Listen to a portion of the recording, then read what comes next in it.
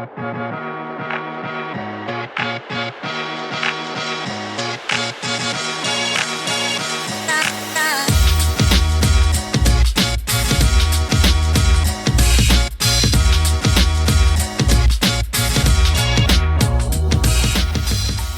to Beyond the Wheeze, the podcast where perseverance meets potential. I'm Josh Realm, public speaker, marathon runner, asthma advocate, and your host as we explore the intersection of health, fitness, and resilience. Whether you're managing asthma, chasing a new personal best, or simply looking for inspiration, Beyond the Wheeze is here to show you that no challenge is too great to overcome. Together, we'll uncover stories, insights, and strategies to help you push beyond your limits. It's time to breathe deeply, move forward, and unlock your true potential, one step at a time.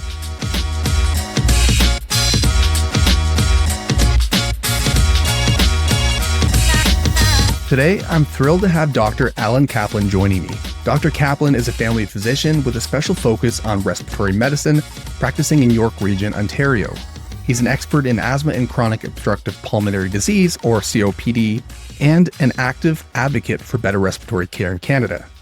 Dr. Kaplan chairs the Family Physician Airways Group of Canada, is the vice president of the Respiratory Effectiveness Group, and is a clinical lecturer at the University of Toronto. He's authored over 177 peer-reviewed articles and has been deeply involved with Asthma Canada, offering invaluable insights into asthma management. Today, we'll be talking about asthma management, the role of physical activity in lung health, and how we can exercise safely with asthma. With that being said, Dr. Kaplan, thank you so much for joining me and welcome to Beyond the Wheeze. Josh, thank you very much. And thank you for all the work you do in promoting respiratory health. Likewise, I appreciate it. And for a little bit of context for our listeners, we have met on a couple different occasions. I believe the first time we met was last October during a workshop at the Mars Discovery District in Toronto on asthma policy. And then we met again recently during a webinar that we spoke together at for Asthma Canada about exercise and asthma. And I think we really got somewhere and I'd like to continue the conversation. So let's start with the intersection of asthma and exercise. Asthma is something that affects so many people, yet it often poses a challenge when it comes to staying active. Why is physical activity so important for asthma management, and how can exercise benefit lung health? Well, I'll quote Gina, the Global Initiative for Asthma, which is the sort of world recommendations for asthma, and I'm on the scientific committee for that as well. And we have a number of recommendations. First of all is that overall, people with asthma should engage in regular physical activity for its general health benefits. It improves cardiopulmonary fitness, it improves well-being, it improves quality of life. So just important for all those reasons. But more specifically, it also improves asthma control, improve lung function, and with many different types of exercise, from land exercise to swimming exercise in those young people with asthma. In people who have moderate severe asthma, then there's actually good evidence to show that it actually improves symptoms and quality of life. Exercise is therefore very important for people with respiratory disease to optimize and basically do more with what they have, regardless of their illness. And COPD people, of course, have limitations that cannot be reversed with medication, but still exercise is an important part of their management. So let's make some definitions, first of all, what we're talking about. So exercise-induced asthma is a pretty common problem. It's actually about as much as 15% of the population, up to 45% of those people who have just allergic rhinitis and no actual previous diagnosis of asthma, and even higher in people with asthma, and much higher in people who are elite athletes with asthma. And one of the theories is the overtraining. It's not over for them. It's what's necessary for them, and maybe for people like Josh who run marathons. But that overtraining can actually lead to more exposure to things and actually increase risk of asthma. But importantly, it doesn't actually prevent success. And they've actually looked at this and actually compared to the number of people who have asthma competing in the Olympics, there's a higher proportion of those people who have medals than those that don't have asthma. So asthma is cause or effect here in terms of the training, but certainly is not a barrier to good performance in exercise and even winning Olympic medals. And we just have to go as far as someone like Mark Spitz, which we've all heard of, whom we've all heard of, to show us how effective that can be. So overall, it's going to improve fitness, it's going to improve asthma control, reduce exacerbations, reducing what we call airway hyperresponsiveness, which is the twitchiness that occurs with airways due to triggers. And if we can reduce that twitchiness, we can reduce the attacks that occur. It improves quality of life. And there's even some studies to show that by exercising regularly, especially with cardiovascular exercise, we can actually reduce the total dose of inhaled corticosteroid that's required to get somebody in good control. Interesting that you say that. I have found that since I started running, and the reason why I continue running, the reason why I advocate and do what I do is because I've noticed such a vast difference in my lung health from engaging in regular cardiovascular exercise. And that's really why I continue to do it. You've given numerous talks on how to exercise safely with asthma. What's the first thing someone with asthma should consider before starting a fitness program? Well, again, let's make sure that we're all speaking the same language here a little bit. That exercise-induced asthma as opposed to exercise-induced bronchospasm. Now, some people lump them together. In fact, in GINA, they're lumped together. But personally, I separate them out a little bit because the etiologies are a bit different. So exercise-induced asthma means that exercise is a trigger for asthma worsening. And what happens there is if you have undertreated inflammation and lack of control, then it's more likely for your airways to be twitchy and more likely to get symptoms and so on with the exercise occurring. Exercise-induced bronchospasm is a different mechanism, and it's more of an osmotic and temperature changes, which then leads to vascular changes in the lungs, which then, of course, can lead to the release of mediators, which then can then go on to cause inflammation. So you can then see why some people put the thought process into one disease process. But the approach is going to be a little bit different depending on the two, and we'll come back to that a little bit later. First of all, of course, we have to talk about getting good control in the people who have exercise-induced asthma. We have to make a diagnosis of asthma. So a lot of people are on inhalers. Maybe they've got it for a viral infection or so on. Do they actually need it for exercise or not? But if they've used it with exercise with benefit, that's great. If they get short of breath with the exercise, then it's often going to be the exercise-induced asthma. If they get short of breath after the exercise is completed, after the first 5 minutes or so on, that's fairly pathognomic of exercise-induced asthma or exercise-induced bronchospasm. To try to assess exercise-induced asthma, therefore, the stuff that many of your listeners are familiar with, and you are, in terms of doing spirometry or serial peak flows, means if that is negative, which is a challenge test. Exercise-induced bronchospasm is a little different. In children, we call it the FRAS test, which is an exercise test, and you measure peak flows. There's also testing like exercise challenge tests that are done in laboratory, or something called the eukapnic hyperventilation test, which is a test where, again, you're breathing very fast, again, of a particular substance, to then we'll see whether that's going to dry your airways and lead to bronchospasm. So those are therefore a little bit different. So the message really here, in terms of what to consider before starting a fitness program, is, first of all, do you have asthma? Second of all, get your asthma in as good control as possible, which means avoiding triggers, which as you can, taking your inhaler regularly, your controller inhaler, making sure you use your inhaler properly, getting all your comorbidities looked after, like allergic rhinitis or reflux disease, and so on, to try to make sure your asthma is as well controlled as possible. So for an asthmatic who has exercise-induced symptoms, what advice do you have for recognizing and managing those symptoms while staying active? Well, many people get so used to taking an inhaler before exercise, they just do it as rote. However, I feel that most people, if you get really good control, you probably don't need to be taking that medication before the exercise. So again, first thing is control. Take your controller medication regularly. Get your lung function measured at your clinician and make sure it's as good as it can be. And then see if you really need to be taking something before exercise. And we'll come back to those different medicines shortly. Some symptoms are a little less clear. As an example, is one. I had the occasion to meet an Olympic winner in Portugal. I was there giving a talk to the Portuguese Primary Care Society. And her presentation as a younger child was one of fatigue, not so much shortness of breath. And in fact, it took a while for them to make that diagnosis of asthma because it was a bit of an atypical presentation, and certainly not the first thing I would think of as a family doc if someone comes in saying they're tired. But anyhow, Rosa did very well. She's won multiple medals as a marathon runner for Portugal with asthma. So again, make the diagnosis. What do you do when you have other illnesses? So one other thing. So if you've got a viral infection or another trigger, or the air quality is very poor that day, and many of you are familiar with Air Quality Health Index, and you can look that up. If you've got a viral infection, if it's a bad pollen season and you have allergies, maybe that's not the time that you pick to really go do a long exercise and so on with all that extra exposure that you might have. And if you do need to use a rescue when you're exercising, I don't mean prevention, but as for symptoms, it's okay if your symptoms are completely resolved with a rescue inhaler to go back to the exercise. However, if they return right away or if they do not resolve entirely, that day you probably should take a break because you might be going into an area where you might get into trouble. So take your inhaler beforehand. We'll talk about the different medications, but if you need it for the exercise-induced symptoms and it doesn't relieve it or it comes back very quickly, take a break that day, get looked at, discuss it with your doctor about how you're going to manage that in the future. I love that. I do find around pollen season or wildfire season, which has been rampant here in Ontario over the last couple of years, you're going to find me inside on the treadmill, and I'm okay with that. That's just something that I have to do to learn to adapt, because I know that I am limited when it comes to the times of the year I can't be outside. Cold is a factor as well. Sometimes heat can be a factor. That's great advice.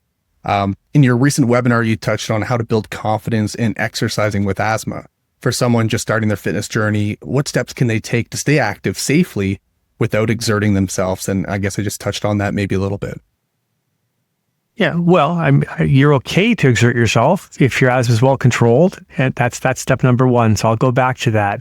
I'll go back to take your medication, take it regularly. And I make this point repeatedly, Josh, because I think we both recognize that human nature is such that when someone feels better, they stop taking their medication. And asthma is a chronic illness. It's not an episodic illness. You don't just have asthma when you flare. You have asthma all the time. And yes, the amount of medication you may need to keep control may be different depending on seasons, if you have allergies and so on, and air quality, as Josh mentioned, wildfire, and so on as well. But you have a chronic illness, so take your medication regularly. To be more specific, are there something that's an irritant that you can avoid? So perhaps if you're a hockey player and you notice that every time you go into an arena that the Zamboni is there and all the trapped CO2 and other particulate matters there cause you trouble, well, then let's think about that. And if it's recreational, is that the thing which you want to play? Do you want to do something different? If it's swimming, then sometimes there's chlorine or trichloramine in swimming pools that can also flare up asthma. So those are some things you'll consider in terms of exposures that you may not be able to avoid as you're going and doing those exercises. We talked about air quality as well.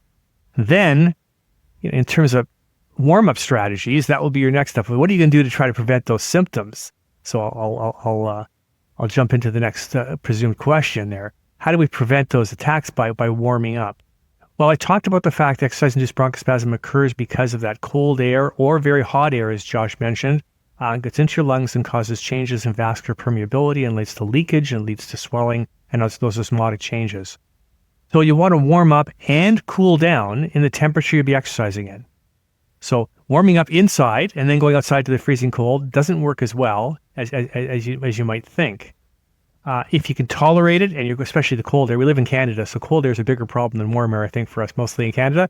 But if you can wear a mask, or maybe some kind of scarf that covers the nose and therefore warms the air as you're breathing it in, a little hard to perform well with a scarf over your face, but you sort of get the idea of how you can do that as best you can. There's also something called a refractory period. So what happens here is there's a period of time where your symptoms are prevented by doing this warm-up and exercise. And it starts about a little less than an hour after the initial aerobic exercise occurs.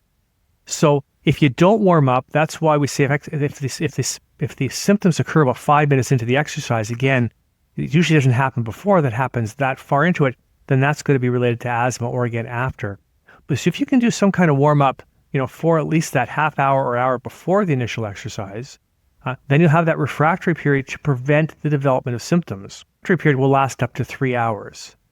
So that's quite the investment to make for your exercise to warm up for a good hour before, but that's sort of what the science has shown for that refractory period. We're not exactly sure why this happens. There's lots of theories, and chemically talks about depletion of mast cell mediators, release of endogenous catecholamines, your own natural adrenaline, and protective prostaglandins. But that's not really important. What's important is that it's there. And by doing that, if you can time the warm-up so that your competition coincides with the refractory phase, you shouldn't have any symptoms. You should be able to do very well. So my suggestion is do a 15 to 30 minute warm-up with a 15-minute rest period. At that point, if you're going to use any preventative medication, that's the time to use it, because it takes about 15-20 minutes for the maximal effect of our bronchodilators to work. And then 15 to 30 minutes after that, you start your competition. So by doing all that with an organized approach, you should be able to do very well with your exercise and compete successfully. That's great advice. And are there any particular types of exercise you recommend for people with asthma to help manage their condition? I know that we had kind of briefly talked about this during the webinar, and I had managed, for me, what works for me, again, it is age specific too, is zone 2 training. So keeping my heart rate within a certain tolerance. And I find that helps me. That helps me greatly, actually. Is there something you would recommend for the general person wanting to get into working out? Yeah. So you say, you can't choose your parents and so on, but you can choose what exercise you do. Maybe that's a bad joke. But the concept here is that, if you have a situation, I mentioned it in terms of, if you're going to go into arenas and be a figure skater or a hockey player, and that's causing big problems, is that really what you want to do? If you really love it, you're going to keep doing it. If you're going to exercise, longer duration cardiovascular exercise is actually higher risk than short. Being a marathoner or a cross-country runner is maybe not as good as being a sprinter. Maybe that's why Noah Lyles is so successful, because that doesn't have time for those mediators to sort of accumulate. Picking the right temperatures we talked about. Again, you can't always choose that. Air quality days we've talked about. So they're all going to affect that, all the things we've already talked about. And so the choosing the right exercise will be, again, shorter cardiovascular versus longer cardiovascular, like weightlifting. Short bursts is actually not going to cause as much exercise-related symptoms with the asthmatic. So I'd like to move on now to medications and managing asthma during exercise. In your experience, Dr. Kaplan, what's the role of pre-exercise medication like SABAs or short-acting beta agonists in managing asthma? And how often should people with asthma rely on the rescue inhaler before exercising? It's a really good question, and it happens all the time. People use them, and I think actually people count on them more than they probably should. And overall, I've said it before, I'll say it again, get your asthma in control, because maybe you don't need to use anything if your asthma is in control and you do a proper warm-up. But after that, then we have some choices. So for most exercise-induced asthma, the recommendation is using a bronchodilator prior to exercise, and that's said that 15 to 30 minutes prior to exercise. That can be a short-acting beta agonist. Colloquial names for that are things like Ventolin. GINA, the global initiative, actually suggests ICS formoterol, so an corticosteroids with formoterol combination. And the one that's covered for that indication in Canada is Symbicort. So those are things we can use. And the idea there, by using the ICS formoterol, you're actually getting the anti-inflammatory effect of the ICS along with formoterol, which, while being a short-acting agent, also lasts longer. So that's what most people are going to use, and I think that's fine. I think the formoterol component is nice if you're going to be exercising for a longer part of the day, you're going to be out all day. Formoterol lasts 8 to 12 hours versus Ventolin and so on, which lasts 4 hours or so. For the exercise-induced bronchospasm component, there's other things you can use. You can use a leukotriene receptor antagonist. In Canada, the one we have is called Montelukast Singulair. And again, that would have to be used sort of like the day before and so on. It takes time to be absorbed into your system. You can't just use it a half hour before. You have to think about that, but it can be very effective. Long-acting beta agonists I've mentioned already for that. We used to have medications called chromones, things like Intal and Adocromil or Tylenol, not available anymore. So our choices are fairly limited. We basically have bronchodilators and maybe LTRAs for people who are going to be out skiing for a number of days across a weekend or something like that. So how often can you use it? Well, I think you can use it every single day. I mean, that's fine. You're going to be exercising and you need it every day, then use it every day. And people who use SABAs may use it multiple times a day. If you ski and then come out and then go back out again, you may want to use that multiple times a day, and that's fine. There is a but, and the but is that we have good evidence that the overuse of short-acting beta agonists is associated with exacerbations and, unfortunately, even mortality. We've got to be cautious. So we do include the use of as the number of times we use them overall. So asthma control is considered using it, less than 3 times a week, or less than 3 times a week. So if you're using it every single day for exercise, and you have exercise-induced asthma, then really the inflammation is not being managed well enough. Exercise-induced bronchospasm will be a little bit different, of course. If you're using more than 3 canisters a year of SABA, this is not ICS formoterol, but SABA, short-acting beta agonist, then again, you're at risk based on database trials that have just looked at the numbers used and outcomes. So using it every day is probably fine, but my concern about using a short-acting beta agonist in the absence of using a controller is a very big problem, because we know that short-acting beta agonists actually can sometimes even promote inflammation. One of the theories why the overuse of it can cause problems. So I think it's okay to use it every day, Josh, if you're using an inhaled steroid with it. That's why the ICS formoterol is such a forgiving strategy to use it prior to exercise. If you're using SABA alone and you're not taking anything else, I think that's worth a conversation with your clinician, because perhaps you're putting yourself at risk by doing that strategy if you're using it so frequently. For individuals who are worried about overusing their inhalers, how do we strike the right balance between using medication and controlling asthma long-term? Well, the most common reason I see, and the reason I get referrals, Josh, is simple things. They get sent to me for fancy things like getting started on a biologic for their bad asthma. But what I see is that they don't take it regularly. When people feel better, they stop taking the medicine, I say. They don't take it correctly. So using the technique of these devices are not intuitive. If you have a dry powder inhaler, you have to suck it in as hard as you can to break up the crystals to smaller crystals to get down in your lungs. Okay, if you have a meter dose inhaler, you have to inhale it as slow as you can to get it past the throat down to the airways. And no matter which one you use, you have to hold it for a good 10 seconds to keep it down in your lungs to make sure it has a chance to bind to receptors and work. Taking it properly, dealing with triggers that we've talked about, dealing with comorbidities I've mentioned, you have to get all that right, get in good control. And then if you're in really good control, the exercise should no longer be a trigger. Now, in some people, that's still going to be an issue. You've done everything right and it's there. And then, of course, you're going to need to use something pre-exercise, and that's absolutely fine with the caveats that we've talked about. Well, with the balance, I think overall for me, I'd rather you exercise, and here's my message to you, I'd rather you exercise and take your medication than not exercise and sit at home on the couch. Because that leads to people not being active, less physically fit, cardiovascular disease, and the list just goes on and on. One other mention I should have is that being overweight is bad for you on a lot of different levels, cardiovascular levels as well. But interestingly, being overweight, a BMI over 30, has been shown to increase the risk of uncontrolled asthma and bad asthma outcomes. So exercise is going to be a very important part of that management to help you not only with your fitness, but also help you with the weight loss if you are overweight. So don't just sit there and say, I can't do anything about it, I'm too heavy. No, let's get a proper diet, let's lose some weight, let's use other things that we have to assist us, because weight loss will improve your asthma control as well. Very important factor. I can relate to that 100%. I weighed 280 pounds at one point, and my asthma was never worse in my life, to be honest, without, comorbidities such as allergens and what, we'll kind of leave that out. But just having that extra weight, it was brutal. It was so bad. Every 5% of weight loss, it seems too much and too much at once, but every 5% weight loss you have improves cardiovascular outcomes. And I'm not sure what the data is for respiratory, but I'm sure it's somewhat similar. So that weight loss is going to be important. The one other factor you can do for people who are worried about using the medications is actually measure your peak flow. I forgot to mention that earlier. So peak flow meters are inexpensive. You can carry them with you and give you a good idea of whether your symptoms are related to just being tired and out of shape or related to your asthma. So if you get a little short of breath and you've been running and you haven't been running, well, maybe it's just because our fitness isn't good. However, if your peak flow is dropping, then you know it's related to your asthma, and then you know that you've got to take your medication, slow down, and so on.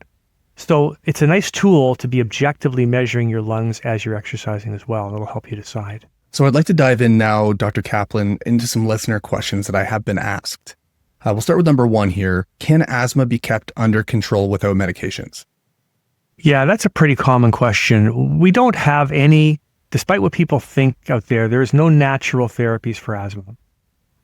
Removing dairy, and this may get people mad at me, does not make your asthma better. There are breathing techniques called butyco breathing, which actually can help a little bit when it comes to that. So if you're interested in that, look it up, Buteyko. He was a Russian physiologist from the beginning of last century. And that has shown to be somewhat beneficial, but it likely will not obviate the need for medications. So what can you do? Well, if there's a trigger, if you own a pet that you're allergic to and you really want to get away without medications, then maybe the pet has to go. And I'm not an advocate for getting rid of pets. I think they're crucially important for mental health, for us and our children. But if your goal is to be off medications, then you need to get rid of the triggers. So do you know what your triggers are? Have you ever been allergy tested? Are you allergic, are you allergic to pets? Are you allergic to dust mites, which are little insects that live in your bedding? There's things you can do to mitigate that. So if we can get rid of all of our triggers, then we may be able to decrease the amount of inflammation. You can't get rid of your genetics, however. So if you've got a strong family history of asthma, then those genes are there, and we're learning more and more about the genes and the genetics of asthma. And that hopefully will be therapies we have down the road. So it's unlikely that you're going to get rid of inhalers, depending on the severity of your asthma, of course, and so on. What we do see is people who have severe asthma that get on biologics.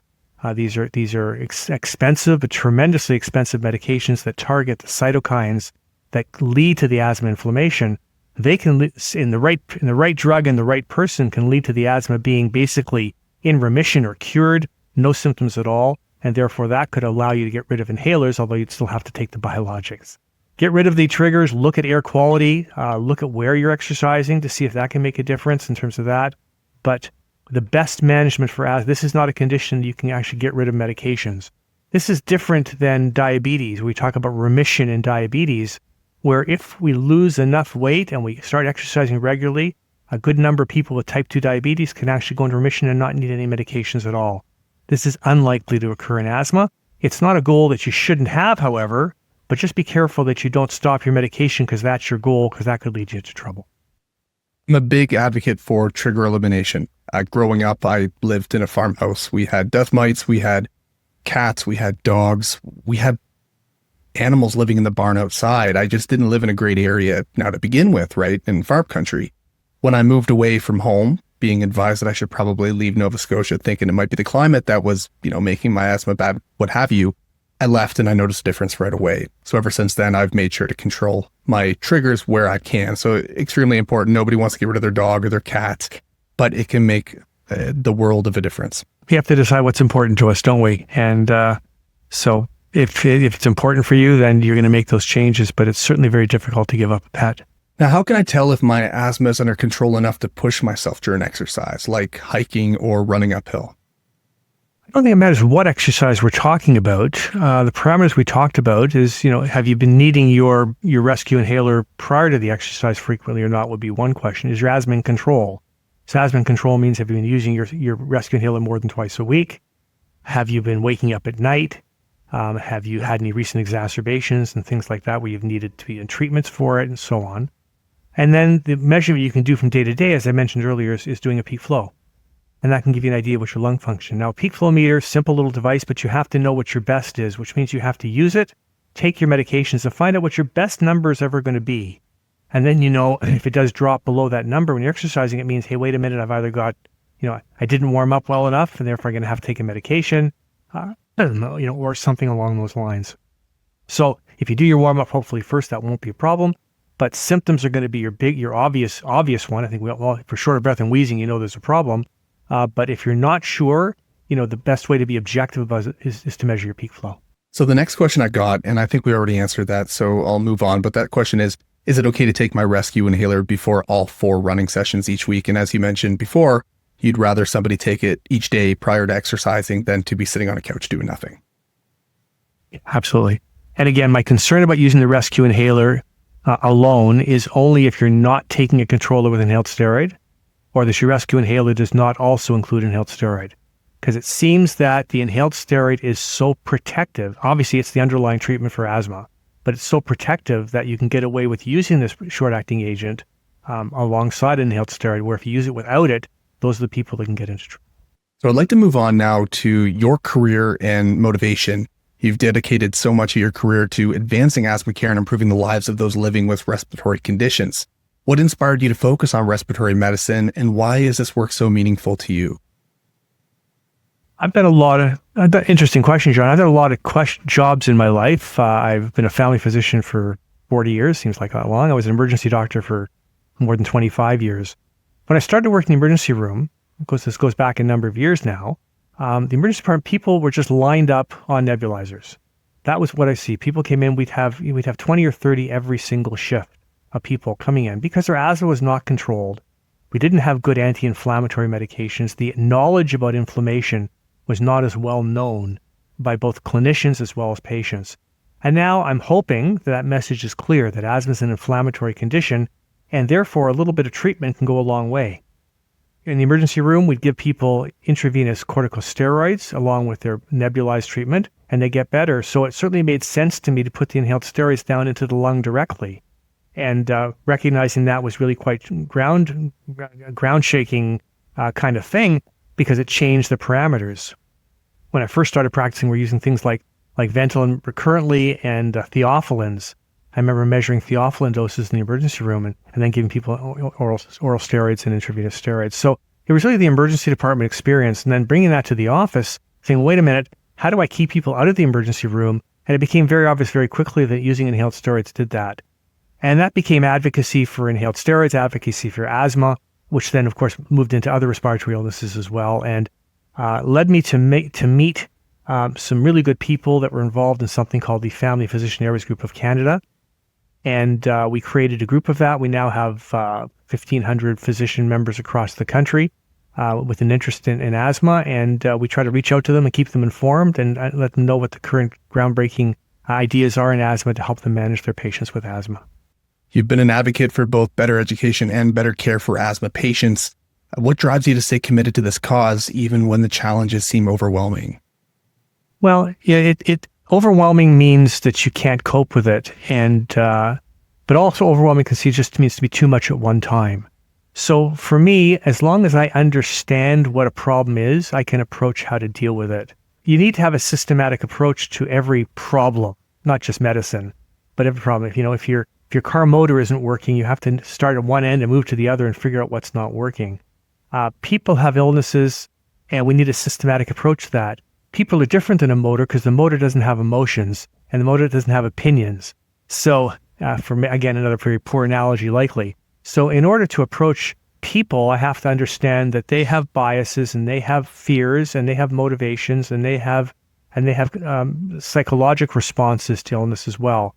So people are always people, and we're all people, and it's not hard to get into that. Some people are easier to deal with than others, which I'm sure you've all noticed in your lives.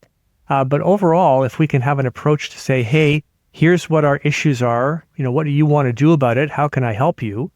Some people take the advice, and some people, as you know, don't take that advice. But the best I can do is offer them the best approaches I can. So it's that systematic approach to illness and to people and understanding their motivations that has allowed me to be consistent in this over time. And that's what I preach to my colleagues as well. Is there a particular moment or experience in your career that reinforced your passion for asthma care? Oh, there's been so many, Josh, but I'll tell one story of how approaching things properly can make a difference. I was in the emergency room and I met a young 18-year-old young woman who came in with very severe asthma episodes. She couldn't talk. She was barely breathing. She was a little hypoxic. And I gave her a bunch of nebulized medication, which is what we used at the time. We don't use that so much anymore, as you know. And enough that she could actually answer a couple of sentences. So her story is that she had her blue inhaler and she had her other orange inhaler, whatever it was. And she used her blue inhaler all the time. Matter of fact, she slept with it on her pillow. And she'd wake up through the night, short of breath, and she'd take a few puffs and go back to sleep for a few hours and wake up. She had an orange one, but she never used it because it didn't make her feel better. Only the blue one made her feel better. Now, this is now a fairly classic story, but this wasn't so classic way back when. Well, she ended up obviously being admitted to the hospital. I did not have to intubate her, which was very, very close because she was really, really sick. She did come back to see me afterwards in the office. She wasn't a patient of mine before, but she came back to see me afterwards. And it was very interesting how attached she was to her blue inhaler. She was so attached that even though I put her on the ICS formoterol, and this was before it was a thing, to use as her rescue inhaler, she still went back and stole her brother's short-acting beta agonist to use because she was so attached to it. So I had to get her brother to come in and say, I'm not going to give you one either, so your sister can't steal it anymore. But that's how ingrained that behavior was. So really, to me, and now we know the data that I quoted earlier from the Sabina trials that showed using more, 3 or more increases your risk. So it's the attachment that people have to the rescue therapy. It's like taking a painkiller for your broken bone instead of putting it into a cast, or so many other analogies like that. So let's treat the underlying problem. So that's really, to me, one of the places that sort of jumped out at me, that we can actually change someone's life from someone whose quality of life was awful, who was at risk of dying, to someone whose asthma is now well controlled. She's since had 3 children. She's doing fantastic. She never takes her SAB anymore because she's taking her controller regularly and now knows the understanding, and she can exercise and do all those things. So with respect to exercise, don't avoid exercise because of your asthma. Exercise because you got asthma, if for no other reason.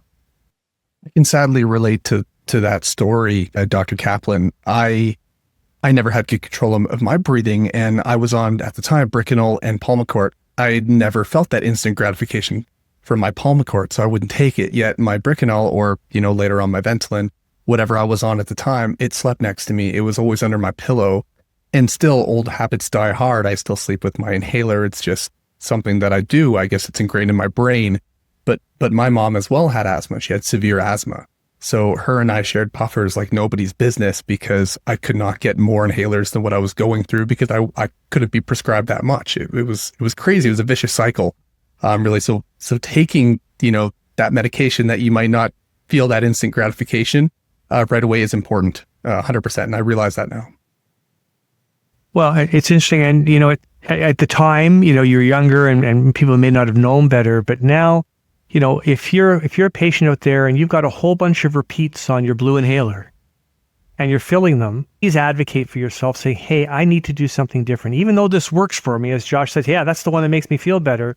Even though it's the one that works for you, it's not the one that's treating the problem. I'll use another analogy. It's like using a cough syrup for your pneumoniya. Maybe it'll make your cough a little bit better, but the pneumonia is still getting worse. So treat the underlying problem with there. And if the clinician is not on board with this, and hopefully they will be, usually it's the patient that won't take the medicine rather than the clinician prescribing it. But if the clinician's not on board, well, then get some help. Speak to, Asthma Canada and speak to an educator there. Find out someone else you can see about this. Learn about your illness. If you're relying on your short-acting beta agonist alone for your asthma, please get some help because you're playing with fire.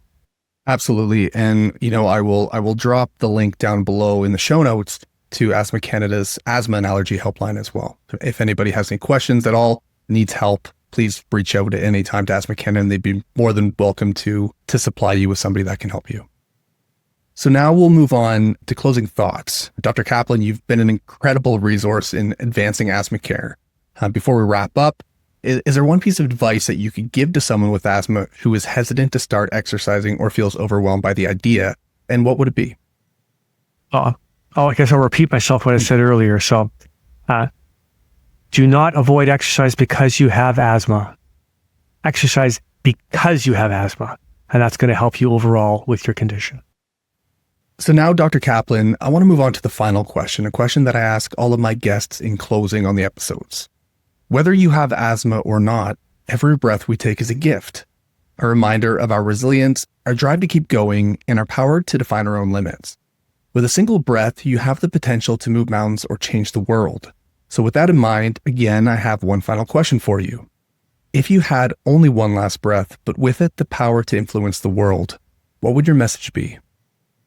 A very philosophical question there, Josh, but I think my answer would be look after yourself and look after everyone around you and treat everyone else the way you'd want to be treated yourself. Dr. Kaplan, this has been an insightful conversation. Your expertise in asthma management and your advocacy for better respiratory care continue to make a significant impact. Thank you for sharing your knowledge and helping our listeners breathe better, move smarter, and live stronger. For everyone listening, if you found value in today's episode, please take a moment to subscribe, share this with somebody who might benefit from it, and leave a review. You can find more about Dr. Kaplan's work and asthma management resources in the show notes. Until next time, keep pushing forward, keep breathing deep, and never let anything hold you back.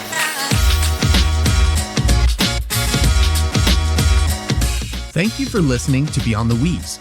If you enjoyed this episode, don't forget to subscribe and share. Follow us on Instagram at Beyond the Wheeze or follow me at the Asthma Runner for more updates. Keep breathing strong and remember, your potential has no limits. Until next time.